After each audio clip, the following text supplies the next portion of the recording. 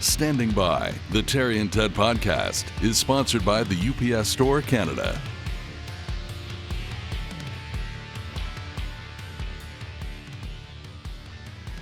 That's a nice turquoise golf shirt you've got on. Will he be on the links later today? Thank you very much. No, I don't do the golf thing. You once said something about golf that I always use whenever someone asks me if I golf. I say, as my great friend Terry DeMonte once said, I don't even want to do something I like for 5 hours. Do you remember saying that about golf? I do. So many of my friends golfed. As a matter of fact, my wife, Jess, is a very, very good golfer. Her and her dad are quite passionate golfers. Yeah, they golf a lot in the summertime. And, I just think when you do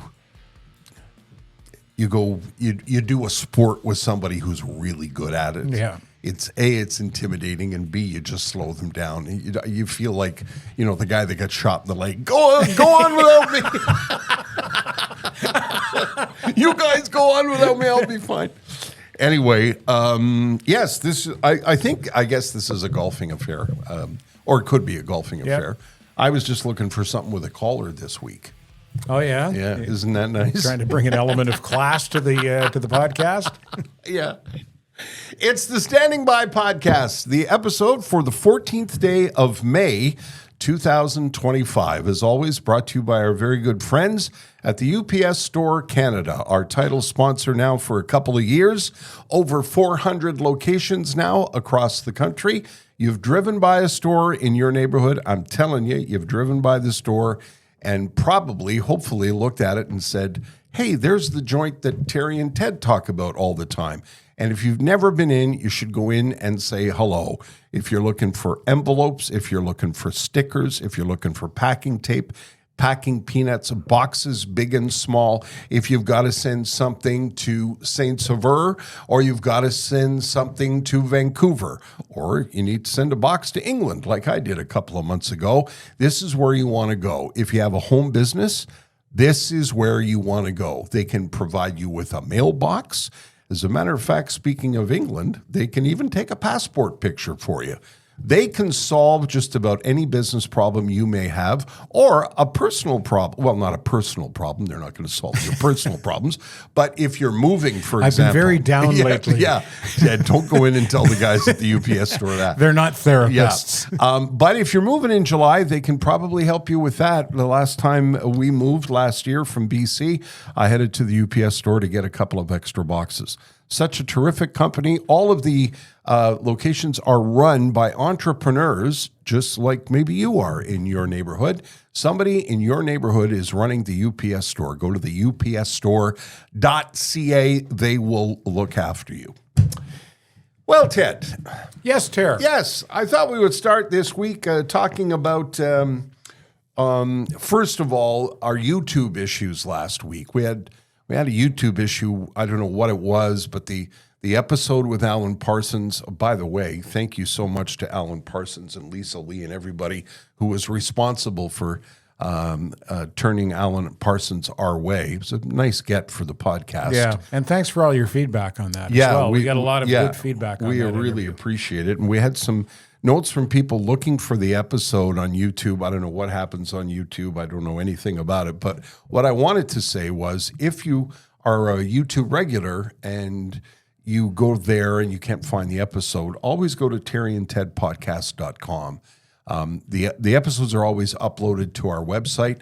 All of this season's episodes are there, plus there are clips from earlier episodes. So if you do have a problem like you did last week, and we're sorry for that, but we don't know what happened, terryandtedpodcast.com is a good spot to go. We really had a nice time with all the feedback we got from the Alan Parsons Project. I was just saying to our producer, Matthew, I think we were, for our little podcast in the corner of the podcast world here in Montreal, I thought that was a pretty good get for us. It was a nice get, as they say. They that's what they say in the old journalism world, when like Barbara Walters and Katie Couric were fighting over an interview. and somebody scored the interview. They said that was a good get. Good get, man. Yeah. So, and Alan Parsons couldn't have been kinder. And if you're listening to this podcast the day it comes out, Wednesday, May 14th, Mr. Parsons will be at Place des Arts tonight, not just playing all the favorite songs that people have come to love since the late 1970s, early 80s, also raising money for brain cancer research. Really, at the Montreal Neurological really Institute. a lovely project, and we were so pleased we were able to help in a tiny way. And then after we were done with that last week, Ted and I went on a little bit of a food tour. Well, it wasn't wasn't a food tour, I would say, but we were actually trying to kill some time. We were trying to kill ourselves. But Ted and I were saying about social media, and I don't know if this is unique to Montreal. Anytime you do any kind of post, I said to Ted, sometimes I'll see a fascinating video that I want to share. Like yesterday, I watched a video with Martin Scorsese and Leonardo DiCaprio. And Scorsese was talking about how he makes DiCaprio watch, some classic films from the 1920s and 30s before he takes on a role. So behind the scenes of the art of filmmaking with Martin Scorsese and Leonardo DiCaprio. And let me guess. Yeah. You posted it and it got 3 views. Yeah, exactly. That's exactly right. But I said to Ted, if I post a video of any kind on my Facebook page, maybe a dozen people see it. If you post a picture of Casey and Finnegan, the cats, or me eating a B&M pizza like we did last week, hundreds of people chime in. And I think it's a food thing. I'm not sure. Yeah, I don't know what it is either. It might be an algorithm thing. I don't think, the old expression, content is king. I don't think that necessarily holds, at least in terms of social media. As well as content, there has to be presentation. It has to be eye-catching. And here's a paradox of the internet for you. People talk about, and my son, who's in content creation for an advertising agency, he talks about like short clips. It's got to be short. People have a short attention span. It's got to be short. It's got to grab them. You can't keep them for long, so make it count. And then Joe Rogan puts up a 3-hour podcast that gets 40 million views. Yeah. So I don't understand. Like, there's a disconnect there to me. Well, that was always true when we worked in radio. Remember, most programmers in radio and radio consultants would freak out if you talked for longer than 30 seconds. Yeah, but we managed to survive. Yeah, we did. Yeah. But social media and the internet is a whole different game. I think content is still important, but presentation, it seems to me, counts almost as much. And there's something about Montreal and food that connects with people, not just here in Montreal, but I think ex-Montrealers everywhere. Like, you took a picture of me at B&M Pizza, which is one of our all-time favorite pizza joints. And there's a few of them, eh? There are. You mean locations?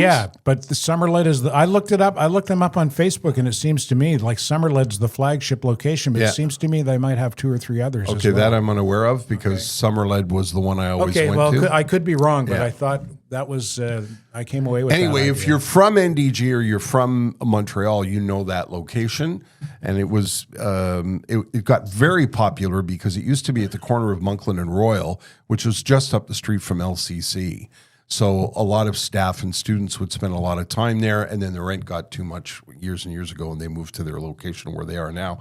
But there's something about it, like people were commenting from literally all over the world about oh God, that looks delicious. I can't wait to have some when I get back.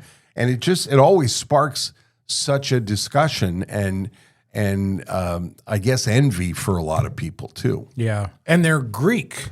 Yes, at B&M. Well, I've always believed, and this is maybe sacrilegious, Greeks make the best pizzas. Yeah, they just do. You think? Because you automatically, by stereotype, you automatically think pizza. You think Italian, right? I think the Montreal Greek community, and there's a lot of Greeks that own a lot of restaurants that make a lot of pizzas, and they're all a little bit distinct and different. And Italian pizza, to me, is a whole different thing than a Quebec pizza. You know what I mean? Yeah. Like there's the Italian from Napoli, that, with the big balls of mozzarella. Yeah. That's one kind of pizza. Like the guys at Impasto and Pizza Gemma, they do that really beautifully. But if you want a good old Quebec pizza with lots of ground beef and bacon on top. Pizza all dressed tabarnak. If you want that, the Greeks do that the best, I think. Anyway, that's. I was talking to someone the other day who saw that post, and they said Tony's in the Plateau. Yeah. Have you ever heard of that? I haven't. I don't think I've been, but I wouldn't be surprised. They said it was absolutely fantastic. It's like Nino's. I think it's Tony's. Yeah. Yeah. Nino's in Villemard, where he was sitting right there. Vittorio Yes. Rossi. Yes. Yeah. That's his favorite spot in Villemard. Oh, it is, yeah. Yeah. Someone told me about one on St. Charles on the West Island. It might even have been Yeah, you. it was Cugini's. There you go. Yeah. But that isn't a Donne-moi un adresse tabarnak. No, it's a unique, Cugini's is unique to its own. And the other thing that I find is I think people who love pizza usually love pizza that they grew up with in their neighborhood. Right. Like Pantelis is a very famous NDG pizzeria that I know people in NDG, they're like, no, it's got to be Pantelis. Even more so than B&M. Yeah, but not for me. Not for me. I find Pantelis pizza, it's just, it's good, but it's not B&M good. And when we grew up on the West Island, Gigi? Well, no, because we didn't live down by the water. We lived up north that's of Guayne true. Boulevard. So Beautiful, for us, it was Tavers. Oh, that's true. Tavers Pizza on Guayne Boulevard in Saint Genevieve. They're both gone now. Yeah, eh? they're gone. No, I think Gigi's is still there. No. I mean both Tavers. Oh, the locations. Tavers are. The family's done with been done with that. I think there's still a couple in malls. Mais c'est pas la même chose. No. I think that's part. If you talk to somebody in Calgary in a certain neighborhood, they'll recommend a pizza that they grew up with. If you talk to somebody in Toronto, same thing. And I think that's true of most, people in the Maritimes, wherever your neighborhood is, whatever you're used to. I think that's what you love. And I think that's why people react when we post those kinds of things. Yeah. So after B&M Pizza, we went to Homer Donuts. And we didn't walk there. And we should have. Probably, yeah. Was that your first visit? It was my first Was it visit. your first time trying Homer Donuts? It was. Because my friend Tanya brought some over to my place last year, I guess. But that was the first time in the store. Modest little store on Sherbrooke Street. Yes. And I got, what do you call it? Creme brulee. Creme brulee donut Yes. that was the size of a curling stone. And weighed just as much, but it was all soft and gooey and doughy and chewy and fresh. My God, it was good. Here's the thing. It was the first time that I tasted it. I've been reading about it on social media for I don't know how long. And it was the best donut I've almost ever had. It certainly is the best donut I've bitten into since I was a kid. Yeah. When you were a kid, Dunkin' Donuts, Mr. Donut in Roxborough, I think they were, you could smell them making the donuts as you drove by. And now at places like Tim Hortons, it's just industrial garbage. Yeah. It's all, the donuts at Tim Hortons and the donuts in other places. Like I know Tim Hortons ships everything frozen to the shops and they put them in the oven and they taste like it. Yeah. This Homer's donut, you could tell that was made that morning and it was fresh and delicious. And much to my surprise, because we went at 6 o'clock, not only was the case stacked, but they were all fresh. Yep. Like I brought 6 home for Jess. And how long did those 6 last? A couple of days, actually. I would like to think so. Yeah, we did pretty good. Yeah. It's like trying to eat 6 pies. Yeah. Listen, all I can tell you is it's a local place that knows what they're doing and their product is incredible.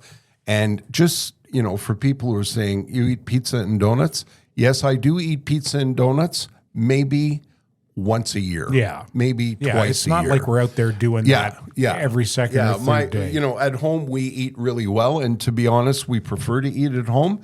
But when Ted and I were looking for a treat, we reverted to our 16-year-old selves. And we found it. Yeah. How do you suppose they get around the copyright on that? That's a great because question. it's Homer Donuts, as in Homer from The Simpsons. Yeah, with the same kind of font on the box. Yeah, it's got a definite Simpsons feel to it. That's the other thing too that I loved about it was the packaging was terrific. Yeah, the box was beautiful. The guy was nice. It really, it's a great local success story. It was a good experience. Yeah, it was. And you have so few of those now, especially with the giant corporate, internationally run, trying to save a buck places. Yeah. I get it. Tim Hortons isn't going to close, and Tim Hortons will do. But if you're looking for an old-fashioned, homemade product made with pride, oh boy, is by that a local business, local entrepreneur. Yeah. Can't say enough about it.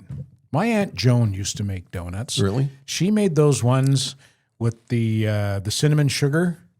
Like the brown donuts covered in the cinnamon sugar. Jesus, they were good. Yeah. Well, My God, they were good. Jess and I talk about this all the time. There's nothing like something that's made, you can tell when something's made with pride and with love. When they care about it. Yeah. When things are like freshly made and when they put it down in front of you, they kind of step back and smile because they're proud of what they've done, as opposed to fling it at you through a drive-through window. Quoi? Avec ça? Quoi? It's just, it was just a really, really pleasant experience. While we're talking about that, I just wanted to quickly mention this. I'm embarrassed to say this is my first time. My wife and I had breakfast at Le Petit Poussé up north, not too far from where we live in the Laurentians. Beautiful, beautiful log cabin presentation. The only thing missing was, nobody was playing the spoons. This was a Quebecois place with a really amazing quality of food and a really, really great Quebec experience. And I know if you're from Montreal and you've been to the Laurentians, you know what I'm talking about, and you're yelling, how could you have not have been there yet, Terry? Well, it took me 67 years. I haven't been there. And it's quite impressive, and it's really Is it delicious. a cabana suit type affair? It is. Is cabana suit season over, or are we still there? Yeah, we're not even at the tail end. You know what? What season's open now is out in Vaudreuil-Soulanges is... what's that stuff that I like? The pork belly, the fried pork belly, grillade. Oh, grillade. Oh boy, that's good stuff. All right. Yeah. So obviously we're not health consultants. No, but you got to live. Yeah, you got. And I'll go have grillade once or twice this spring. Again, I'm not going to go have it every day. Yeah, and you work out more than. Hey, this temple didn't build itself, Ted works out more than professional athletes, I think, sometimes. Not true. I'm going to mention this, too, before we get off the food topic. Wild Willie's, the ice cream place right across from where our restaurant used to be in the Pointe Claire Village. They're opening a new location. It's open now in Valois Village, and I wanted to wish them well. Oh, I drove by that. There you go, on Doneganny. Yeah. I said, I must mention that on the podcast. Yes. And then, another 200 feet down the road, it was completely out of my head. Anyway, I just wanted to wish them well because they're an institution a little bit on the West Island, Wild Willie's. And again, a local business. Very unique to Montreal. Yeah. To the West Island. Yeah, and a really great, it's kind of a tradition on the West Island, and a great sign that summer's coming. Yeah. As we're recording this on the 13th of May, it's sunny and 25. It's really quite nice out there. La Belle Louise, the parking lot attendant here, was telling me the humidity is going to be in the 30s by the weekend. By the weekend. Oh, by the weekend. Yeah. Okay. 32, Ted. Oh, 32. C'est magnifique, Louise. Yeah. Okay, shall we say hi to Sugar Sammy and play a clip? Yeah, because we love Sugar Sammy, and he's a proud sponsor of the podcast. Sammy's got a series of shows for unilingual Anglophones coming up next month. He's added some, actually. Wednesday, June 18th, Thursday, June 19th, one show per night. Friday and Saturday, June 20th and 21st, two shows each night. And Sunday, the 22nd, one show, and tickets are still available for all of those shows. Okay. So get on that. Yeah, because that's not going to last. Get on that. And I found a clip that I think is a pretty good illustration of the kind of humor you'll see from Sammy. This is a crowd work clip, and he's the best at crowd work. And it's uniquely Montreal, this clip as well. So this is the kind of stuff you'll see at Sammy's Montreal shows coming up next month. Giordano. All right. Which part of San Leonardo are you from, Giordano? Matthew? What's your name, brother? Giordano. All right. Which part of San Leonardo are you from, Giordano? It sounds like it sounds like the next Italian gene after Parasuco. Giordano.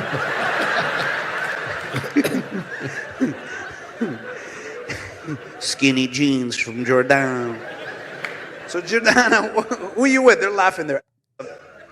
Your girlfriend loves how you're being roasted right now. He's like, yeah, I know, I got to question his relationship. So, and your girlfriend, and who's this? Oh, your mom? She's chaperoning the thing? You're like next level Italian. She's like, my daughter needs to be a virgin until she's married. That's all off the top of his head. Yeah, he's just riffing that. Yeah. That's how good Sammy is. If he's that good on his feet, imagine how good his written material is. Yeah. If you've never seen, I don't know how you would live in Montreal or be from Quebec and not have heard of Sugar Sammy, but do yourself a favor and go to sugarsammy.com to get an idea of what you're in for.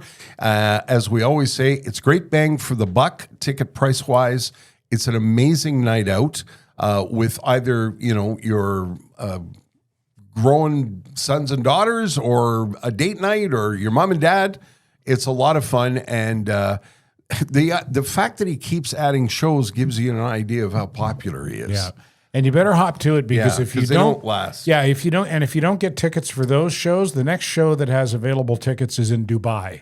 Okay, so that's be a little bit of a drive, a little bit of a drive, a little bit of a commute. Yeah, go to sugarsammy.com, and as always, thanks to Sugar Sammy for the support of the podcast. He loves the Standing By podcast, and we love him. Tell me what you think about the NHL. And now look at sports, Ted. Tell me what you think about the playoffs. Have you been watching? I've been watching, and I've been enjoying watching the Leafs blow their lead against the Panthers. And I want to hope for the Leafs for my friends in Toronto, because I lived in Toronto for 5 years. I got a lot of friends who are big Leafs fans, and they get their heart broken year after year after year. But then Hockey Night in Canada comes on and makes me want the Leafs to lose. And a classic example of that was before Game 4 of their series with Florida on Mother's Day. The intro was all about the Leafs and their moms. Like the intro they do, the minute-long thing with the music and the montage, all about the Leafs and their moms. Like the Florida Panthers are homeless bastards from the streets of Colombia who don't have moms. Right. Like it was so overtly Toronto-centric. Yeah. And I said that on social media and on Twitter, and for once, I got some traction with a tweet. Yeah, of course, because it was hockey. Well, yeah, and there you go. And I also noticed on that tweet, politics kicked into it too. Yeah, I didn't notice that because I actually got so many responses to it that I stopped looking at them because I couldn't keep up. And it was, I would say 75-25 people agreeing with me, and then the other 25% were, well, what do you expect? Yeah. It's Hockey Night in Canada, not Hockey Night in Florida. That's what I Of course they're going to support the Leafs. Yeah. Well, no, that's not their job. Their job is not to support. Their job is to report. Right. Show me the game. Yeah. I asked the other night, because Jess and I, we've been watching these playoff games, and we both hate the Leafs so much. I think it was ingrained in me from a very young age. I just hated the Toronto Maple Leafs when I was a kid. And I think my grandfather used to razz me about it because they were living in Toronto. I think that's where it's born out of. Anyway, I just can't do it. I cannot bring myself to cheer for the Leafs. I don't care if they're the last team playing. And I take some. The last Canadian team. Yeah, is it? Yeah, I don't buy into that horse shit at all. You have to cheer for the Canadian team. No, I don't. Yeah, I just don't like the Leafs. I don't like. I don't like everything that comes with the Leafs. The Leafs themselves, I don't particularly have an opinion one way or the other. And I said to Jess, am I imagining it? Like listening to Chris Cuthbert and Buddy, am I imagining their homer. No, you're not. Because when Brad Marchand scored the overtime goal to win Game 3, Marchand scores. Yeah. Okay. So it's not just No, me. you're not imagining that at all. Yeah. And on the other hand, Jess, my wife, is pulling for the Oilers, and I'm really pulling for the Jets. I would love to see Winnipeg get a little love. Yeah, I don't know who I'm hoping for at this point. That game the other night, the Winnipeg game, where was it the Winnipeg game where they lost in overtime after the I can't even remember who Winnipeg's playing. Not Vegas, Dallas. but Dallas. Yeah, Dallas scored with 1.6 seconds left. No, that was Winnipeg. No, that's Winnipeg against Old Man Hockey Reports. We'll be right back. No, it was the Jets. The Jets won that game? Yeah, they were facing elimination. No. Oh, for God's sake. Anyway, they scored with, I thought it was 1.6 it was seconds St. Louis. left. There we go. Yeah, it was St. when they Louis. eliminated St. Louis. Yes, they eliminated St. Louis, and they were losing with 1.6 seconds on the clock, and Buddy fans on the puck. Yeah. And if he doesn't fan on the puck, they don't win. Because he fans on the puck, he gets the puck over to the other side of the rink, and boom, 1.6 seconds. Yeah. And they won in overtime. Jesus Christ. I woke That up. was just a week ago. What's the matter with us? I went to bed early one night last week, last week, and I woke up at like 11 o'clock hungry, and I thought, okay, I'll have a bowl of cereal. And I made a bowl of cereal. I sat in front of the TV, and I turned it on. It was Edmonton and the Vegas Knights. Yeah. This is at 11 o'clock. At 1:15, Draisaitl scored on the 2-on-1 with McDavid to win it in overtime. And I was still up watching it. It was just so mesmerizing. And I actually, when I saw McDavid and Draisaitl 2-on-1, I was actually reaching for the remote to turn the TV off because it was McDavid and Draisaitl 2-on-1. It was a foregone conclusion. And I was talking to my mom a couple of days later, and I said, wow, that 1:15, that's 2:15 your time down east. I said, I guess you missed that. Oh, no. I was up. Her. Yeah. That's great. Yeah, she stays up and she watches them all, and she wouldn't have gone to bed until she wrote down Draisaitl assisted by McDavid and Corey Perry. She writes it all down. Track. Oh, that's very cool. If I said to her, what was that game where they scored with 1.6 seconds left? She'd go, I'll have to look at my notes. And meantime, we're like, Maybe we should keep notes. Anyway, I have to say the playoffs have been exciting and interesting. The playoffs are always exciting. The first part of the playoffs are always exciting and interesting. And then, and I understand, watching the overtime, I get it. We half jokingly, or I half jokingly suggested last week I'd be fine with 3-on-3 overtime and shootouts. Yeah. But, at 1:15, even at 1:15 in the morning, I thought still that was good. That was worth it, you know? Mind you, if I was still doing a morning radio show, that means I get 2 hours sleep. Yeah. That's not enough. No, that's not enough. No, you couldn't have stayed up for that and gone to do the morning show. God knows. Can you imagine? No, I can't. I can't even imagine doing a morning show. I don't miss getting up in the middle of the night. No, I don't know how we did it. I really don't. Nor do I.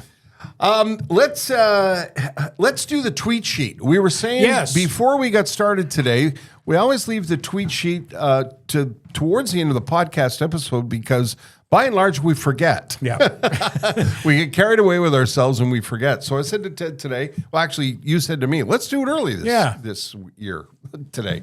300 years ago. Yeah, right. Yeah. The funny from Twitter this week. Okay. From @Hood Mona Lisa, Dad keeps his phone at 300% brightness like he's signaling ships at sea.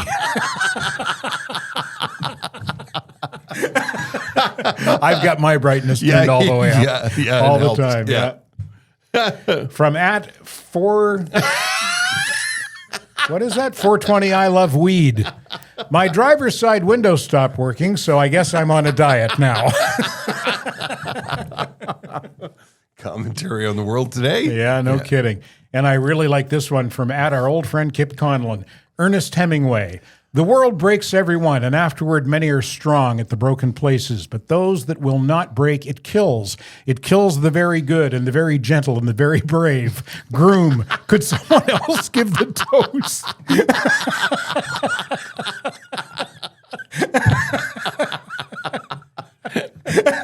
Sit down, Ernest. That's Such a great visual, eh? Yeah, and Ernest Hemingway wouldn't give a shit. No, I know. He'd be He'd just keep hammered going. going, I'm Ernest Hemingway. I'm giving the goddamn toast. So Kip Conlon, he's kind of our go-to guy. He's Yeah. sort of the He's terrific. The Twitter version of your bullpen ace. Yeah. We need a closer. Yeah. Let's go to Kip Conlon. Yeah, he's terrific. Here's something that I don't normally do, but I'm going to do anyway because I don't know what else to do, to be honest with you. I don't like to shit talk places, but we don't know what else to do. And listen, I'm going to tell you this story, and you're going to say, and I get it. When we bought our home up north, when we moved back from British Columbia, when we bought our home, it had in the backyard a little pool. Sorry. And when I say, Sorry. when we bought our home, we had, luckily, we weren't looking for a home with a pool, but in the backyard, there was a little pool. And when I say a little pool, I mean, it's not a big Like pool. a big hot tub. Yes, it's in ground, and it has stairs that go down into it. And I'd say you could comfortably fit, I don't know, 6 people could sit around it. A place you can cool off on a hot summer day. Yeah, not a big You're not gonna swim extravagant laps thing. in it.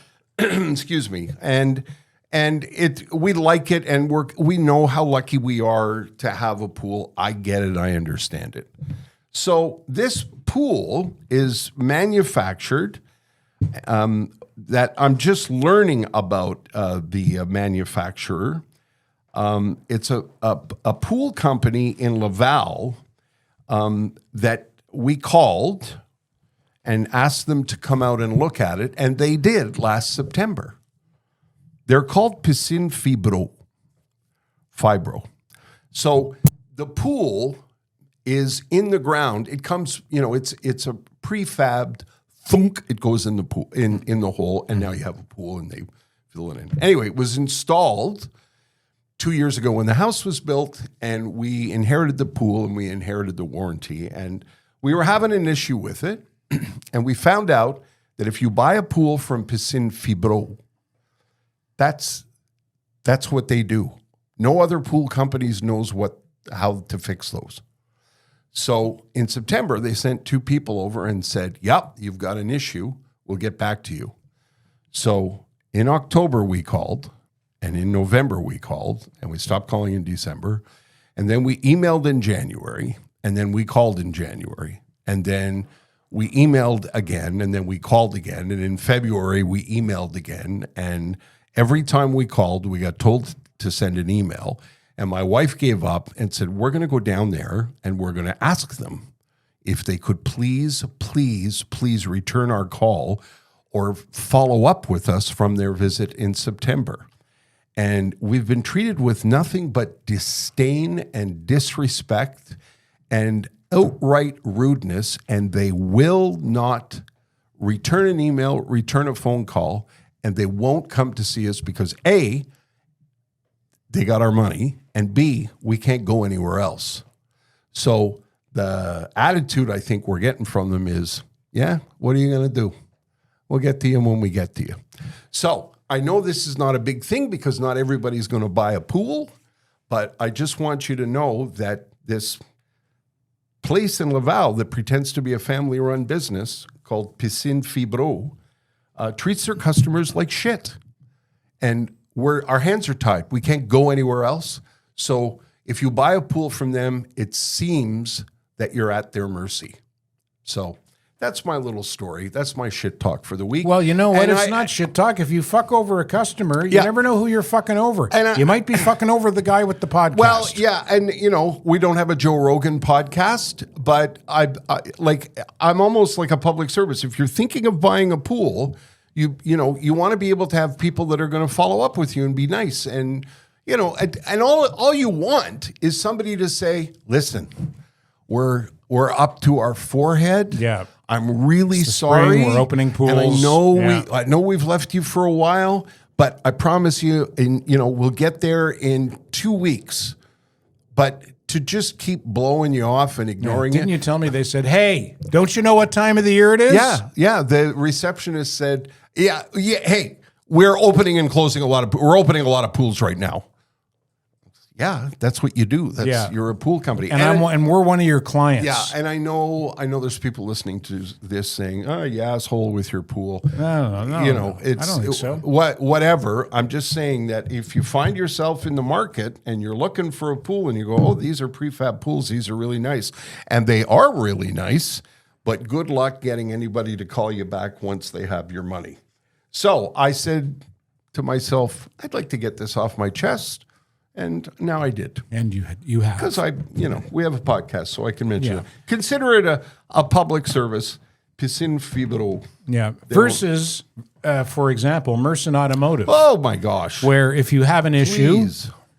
you go to the store and the owner is at the counter. Yep. And it's been that way since Ben Merson opened the place in 1970 through the tenure of Ben's son, Mark, and Mark's wife, Bonnie, and now Mark and Bonnie's daughter, Kara, and her husband, Celso, who run Merson Automotive now.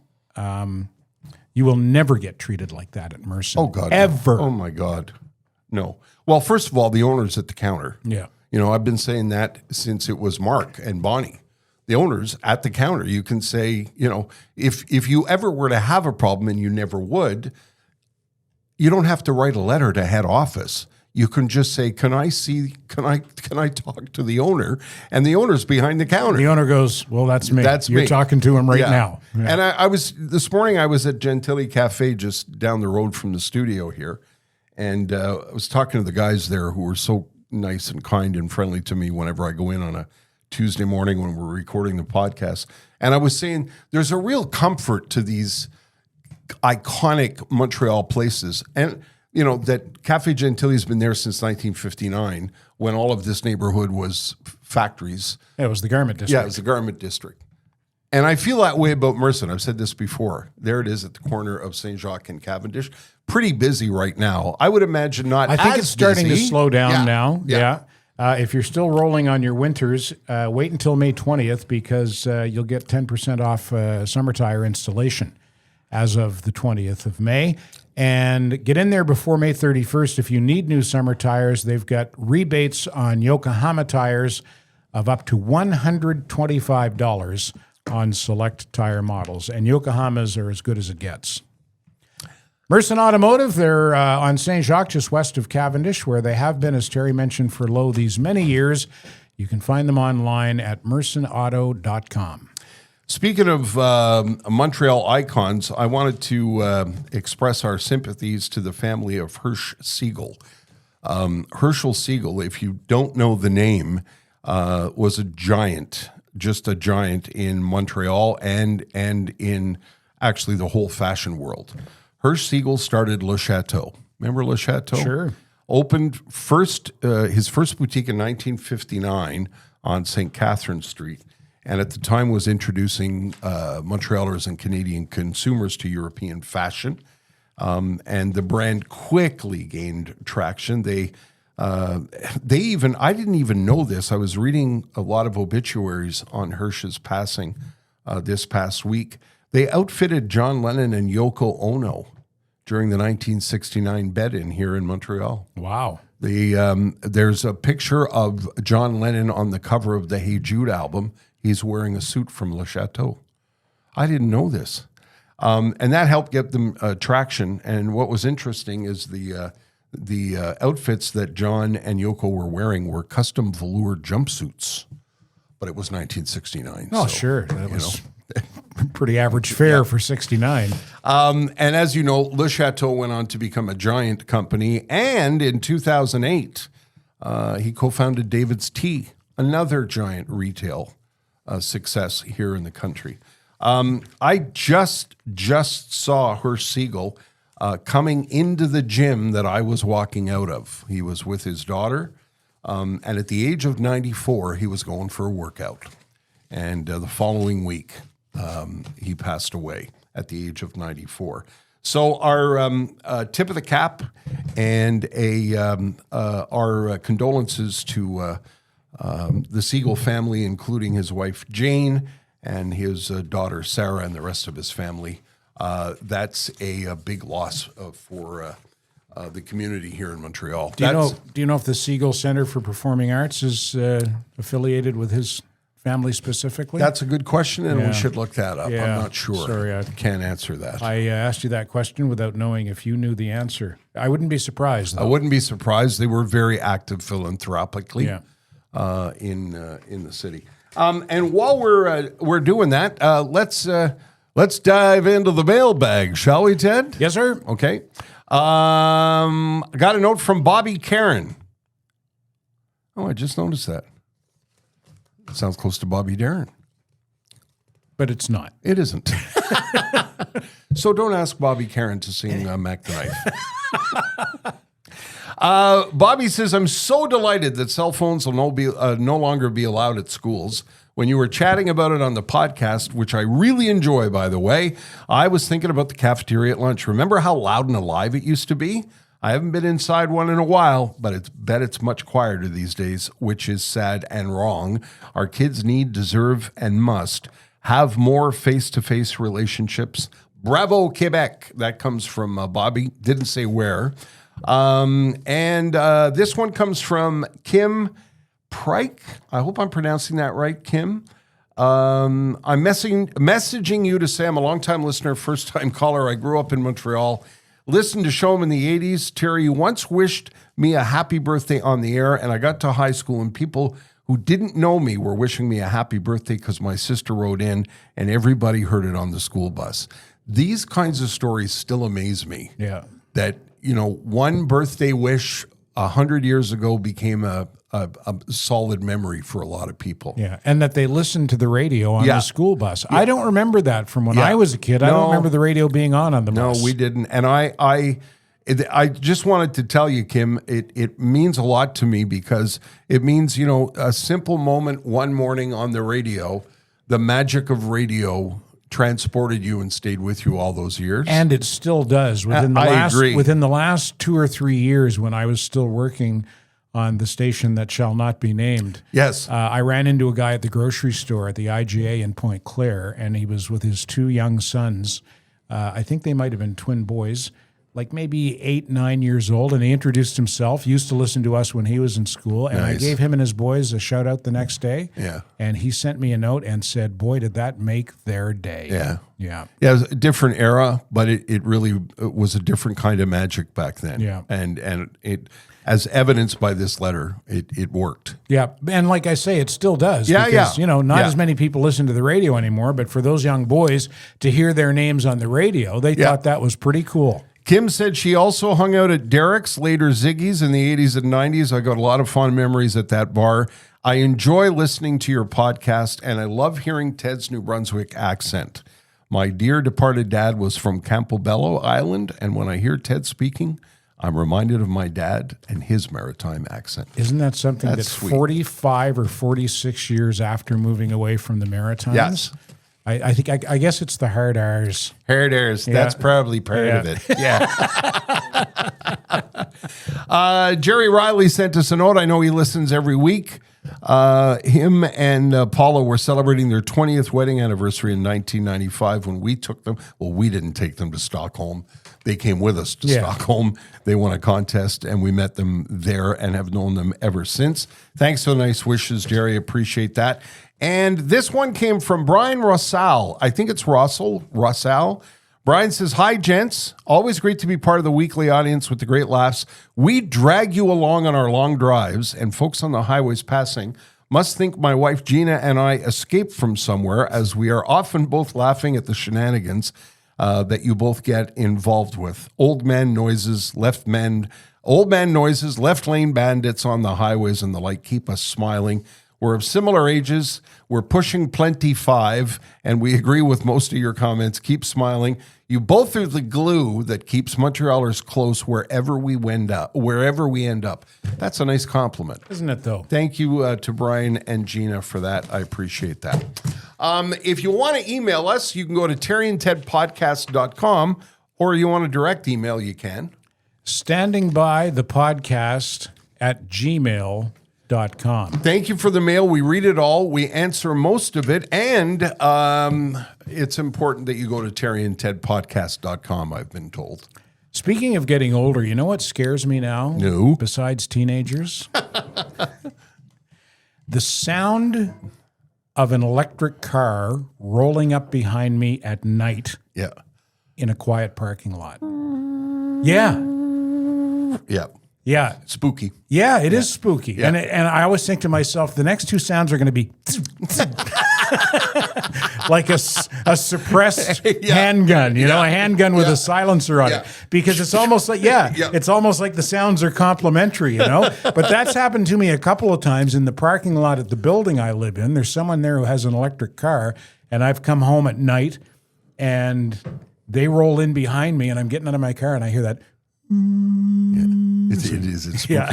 You know what I find also spooky now is for years I've been complaining about the backup alarms on most vehicles. Beep, beep. You know, that thing, if you're lying in bed somewhere in a hotel room, that'll drive you crazy. Yeah. But now it's got a... Like it's a monster coming for you. It's the Amazon trucks had those. yeah? I'd like to go back to the beep. Yeah.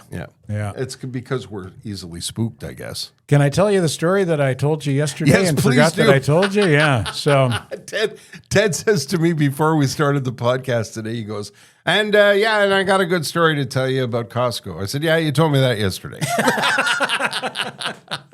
But it is a good story. well, It's a cautionary tale. Yeah, it's not a story that I'm proud of necessarily, but it happened, and it was I don't know if it's funny or what it is exactly, but it's a cautionary tale is a good way to put it. So I go to Costco in Pointe Claire, and I get there before it opens because that's what you do when you're our age. And also, there's a method to my madness. I've discovered that if you get to Costco by 8:40, sometimes it's not supposed to open till 9. Sometimes they'll open at 8:45. If they're ready, they open the doors. Yeah. And if you are there when they open, you can get in and out in 15 or 20 minutes. And by 9:30, you're in the weeds. Yeah. Forget it. Yeah. You have to be there. If you want to get in and out, you have to be there when the door opens.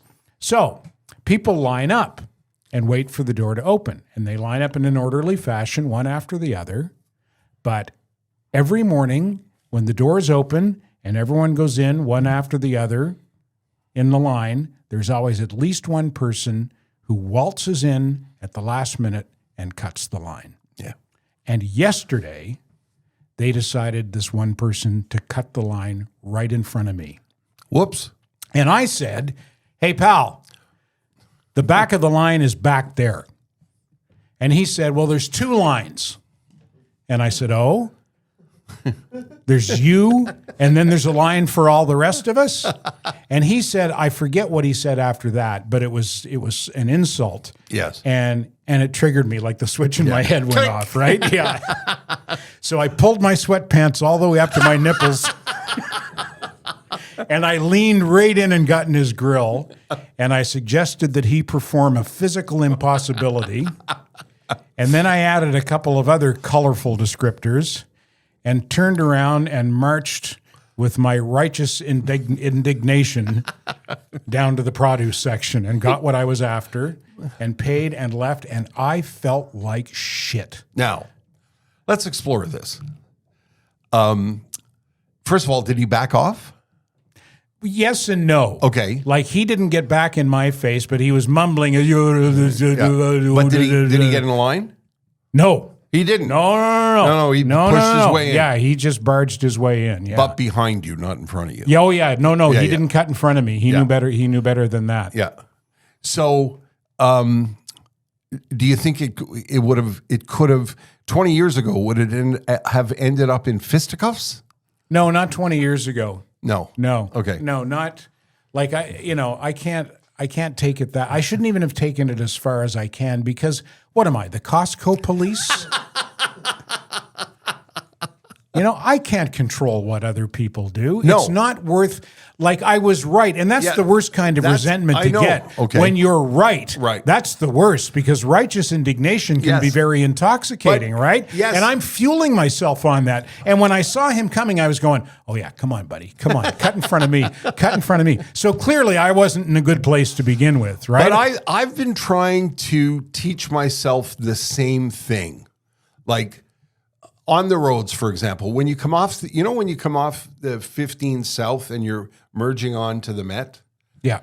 and there are 2 lanes and it goes down to 1. Yeah. And the proper thing to do is to make it work properly is everybody, one person lets one person in. You alternate. Yeah. It's called the zipper. They call it in traffic control. And years ago, I used to be like, oh no, you're not getting in front of me. Get in line like everybody else. And now I find when I get in that lineup, I'm like, yeah, okay, these two. Well, the traffic flows. Yeah, these two guys can go ahead too. of me. That's the way things are going to work. But I'm like you. I get mad because it's a small thing, but it isn't right. But this guy was the highway version of coming all the way up and then cutting in at the last minute, because he's more important than everybody else. And when you are a person who plays by the rules and does what's right and thinks of other people, you want to bash that guy's face in. Well, you do, but I know what you're going to say. It's just stupid. It is let stupid. it go. Exactly. Yeah, because I ended up with an emotional hangover. Yeah. Well, what is that? Drove that is like I felt physically and psychologically drained afterwards. And you think about it all day. Yeah, I was in a shitty mood afterwards, and there was no reason for it. You know, I should have just turned the other cheek. Yeah. Although the 5 seconds of "fuck you, you old fucker," that 5 seconds was great. Yeah. That felt really, really good. But then it's literally then you get like the a hangover. Yeah. You have a really good time. And then I'm you feel calling like him shit. an old fucker, and he was probably 5 to 10 years younger than me. I was just going to ask And, you. and I wasn't screaming and yelling and waving arms, but it was pretty clear to anyone in our immediate proximity that there was something going on, and someone might have gone, hey, I think that's Ted Bird, who's losing his fucking mind and looks like he's going to fucking punch that guy in the mouth. Guess what I saw today? Exactly, yeah. So all of that to say, cautionary tale, it's not worth the aggravation. No, but it's kind of sorry, not sorry, though, right? I mean, I like to think, and I'm completely wrong about this, that would sit with the guy so the next time he goes to do that, he might think twice. He might think twice about it. But people who are that selfish and self-entitled, they don't give a shit about it. No, and I ended up upsetting myself more than I upset him. Those people who only think about themselves and only behave they only do what's good for them. They don't think about other people. They don't care what you think. No. And because nobody ever says anything, they just keep doing it. Anyway, the moral of the story is, for both of our sakes, don't cut in front of me in line at Costco. Okay. All right. Now on to another topic. I just want to say break a leg, because tomorrow night is the opening night of the Lakeshore Players Dorval Murder on the Orient Express. Opening night is tomorrow night at 7:30 at the Lakeside Academy on Sherbrooke in Lachine. Their performances all throughout May, and all you got to do is go to lakeshoreplayersdorval.com. That's a great community organization that's been doing that for as long as the West Island has been around. Let's say hi to our good friends at Accutech.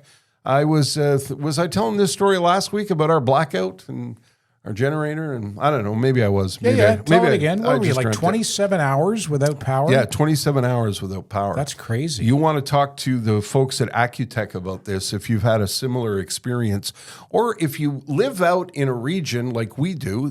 I live in the Laurentians, a lot of trees, a lot of places that are hard to get to for hydro. So, wires are strung through areas where trees will bring wires down, and then it takes a while to get to them. And I would suspect that the same thing is true maybe out in Rigaud or Vaudreuil or, wherever, if you're in a far-flung part of the area, you want to look into having a generator hooked up. Accutech will fix this up for you. They are affiliated with Generac. Yes, which is one of the big generator companies, and they can get you hooked up and fixed up. They also do pool hookups. Yes, and it's that time of the season. Now you sure couldn't is. have called them though for your dilemma because your dilemma was specific to that brand of pool, right? Yeah, and to that place in Laval, right? So no, it's not an electrical issue. It's an issue with people who don't care about their product. But that's not the people at Accutech. We've told this story before. Tom's dad started in 1995, and today Tom's running the joint with his wife, who's back at the shop organizing, I think it's 8 trucks now that are out and about throughout the day, and they can handle anything for you, whether it's your pool, your generator, your fuse box, you need to rewire a room, you're building an addition to the house, you bought a strip mall, as I like to say, and you're looking for some industrial work. They can do it all. Commercial as well as residential. And I know you don't think about an electrical company because, when you turn on the lights and they're there, you don't think about it. It's when you go to turn on the lights and you smell something burning, or you turn on the lights and they don't come on, you want to think of a really reputable family-run company. That's Accutech, Accutech, Accutech.ca. Tell them Terry and Ted sent you. They'll be fine, pleased to hear from you. Did you get your chocolates yet from the Riches? No, I didn't. What's the matter with you? Have you spoken to them? I have not. I'm a complete arsehole, and I wouldn't be surprised if they flung the chocolates in the garbage. Well, no, they wouldn't fling them in the garbage. They'd eat them. Yeah. Yeah. Or they'd call me and say, listen, I know there's alcohol in them and you're sober, but does that count? That may be on my list for today. I've got some extra time today. Oh, you should then. Because I got to stay in town, so I may do that today. Ted and I, by the way, we're going to be at the Jewelers at the shop on the 7th of June for a couple of hours. That's a Saturday. Yes. June 7th, we're going to do a meet and greet at Robert Richer Jewelers on Dorval Avenue. From... I don't know. We have to figure that out. Okay. It'll be in the afternoon. Yeah. Okay. Yeah. We'll figure that out with Linda. They want to clear some surplus stock. They've just got so many diamonds. They don't know what to do with them. Yeah. No, it's not just diamonds. Yeah. I don't know if they're clearing out necklaces, surplus diamonds. They have all manner of jewelry at Robert Richer, from the high end diamonds right down to trinkets that aren't going to cost you a lot of money. Like the bracelets they did for Suicide Prevention Month back in the wintertime. Those were beautiful $30 bracelets. So you don't have to break the bank when you go to Robert Richer Jewelers. You can if you've got a big event. Yeah. A special anniversary, or you're going to pop the question. They can fix you up with a nice rock.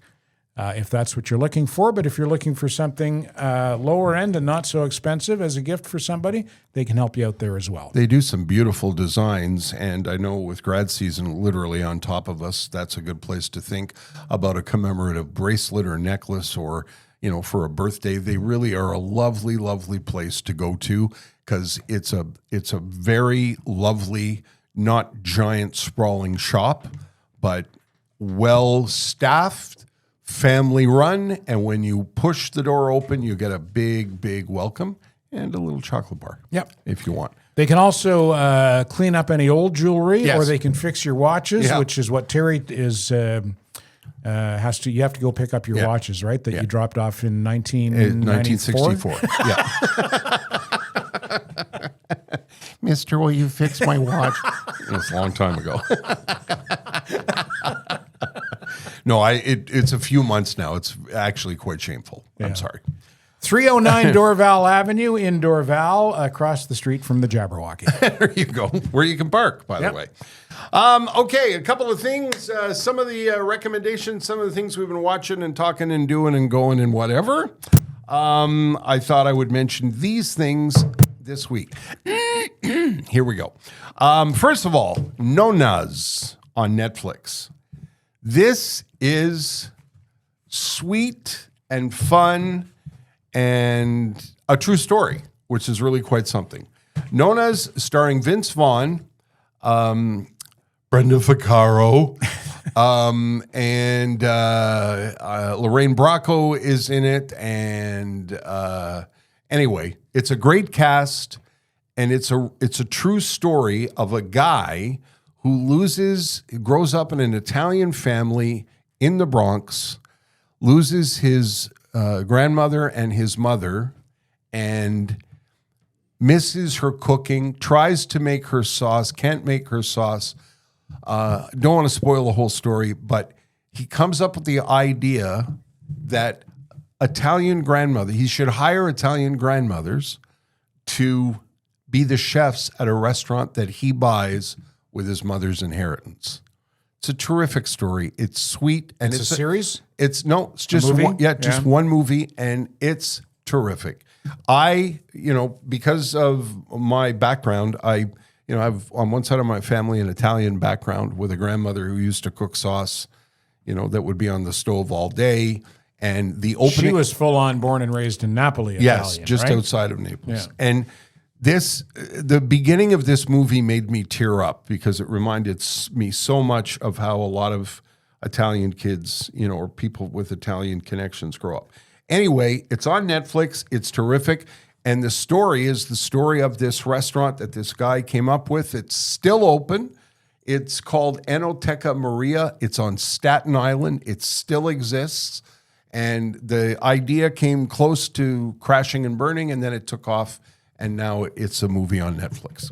Can't recommend it enough. Don't look for anything jaw-dropping. It's a little slow in the middle, but it's really, really Is Vince sweet. Vaughn funny in it? Yeah. Yeah? It's not really a hilarious, fall down funny Vince Vaughn role, Right. but he's Plays a good Italian? Yeah, he's terrific Yeah? in it. Yeah. Now, if you like the crime things, a lot of people like the crime things. We watched something that we absolutely loved that we weren't sure about called A Deadly American Marriage. It's on Netflix. It's the story of a guy from Ireland whose wife passes away. He hires a nanny in Ireland. The nanny convinces him to go back to America with his two kids. They get married, and let's just say it doesn't end well. But if you like the crime things, if you like those things that seem to be quite popular on the streaming services, highly recommend it. It's called A Deadly American Marriage. We're still watching Friends and Neighbors with John Hamm. We're finding it a little slow. We're sorry it's taken the turn. Oh, yeah? Yeah, it's taken a turn that's, like we're kind of yelling, get on with it. We're still watching Mobland. I couldn't read my own handwriting there. I was like, we're still watching. How many episodes are out now? Can I binge watch that now if I subscribe to Prime? Yeah, there must be 4 Paramount or 5 Plus. Paramount Plus. Yeah, Okay. I think we're on episode 6. Okay. It's still unbelievably intense. It's still so very, very good. I don't know. We're not hearing much about it, but apparently it's one of the most streamed things on Paramount Plus. It stars Pierce Brosnan, Helen Mirren, and Tom Hardy. And Tom Hardy is just unbelievable in it. It's so good. And if you heard about a thing called The Sexiest Man in Winnipeg, it's awful. Like, really? It's so shit. I can't even begin to tell because you. It's badly made. Is really, because it's a great story. It's a great story of a guy. I really wanted to love this because I know some of the people in the movie. Sure, because you lived in Winnipeg when that happened. Yes. The story of a sports writer turned bank robber, right? I had moved. Or a sportscaster turned bank robber. I had moved, when this happened, I was long gone from Winnipeg, but I worked in the building in Polo Park that this guy worked in. Okay. He's a sportscaster who got very, very popular in Winnipeg on CKY TV and turned into a bank robber. And I was, it's narrated by Will Arnett, and I thought he must be involved. But the filmmaking is, like, I said to Jess, is this a joke? Like, they were using old clips of films from America that you'd never seen, like American cop cars and fake backgrounds. And at one point they have the guy who's the robber is in it. He's recreating his robberies, but it's so cheesy and poorly made. We shut it off. Oh, that's too bad. Yeah, you would think someone of Will Arnett's stature. Yeah. I think he's one of the producers of it too, maybe. I think so. And we watched it and I was like, what is this? At one point, to give you an idea, the guy who's the topic of the piece of the documentary, they give him a steering wheel attached to nothing, and he sits in like a kitchen chair, and he's holding the steering wheel, pretending to drive with a film going by behind him while Will Arnett narrates something. It's really badly made. Sounds like Mystery Science Theater 3000. Yeah, well, they would love this picture. Yeah, you know, yeah. the guys in Mystery Science MST3K, they'd love that. Yeah. You know what would make a great movie?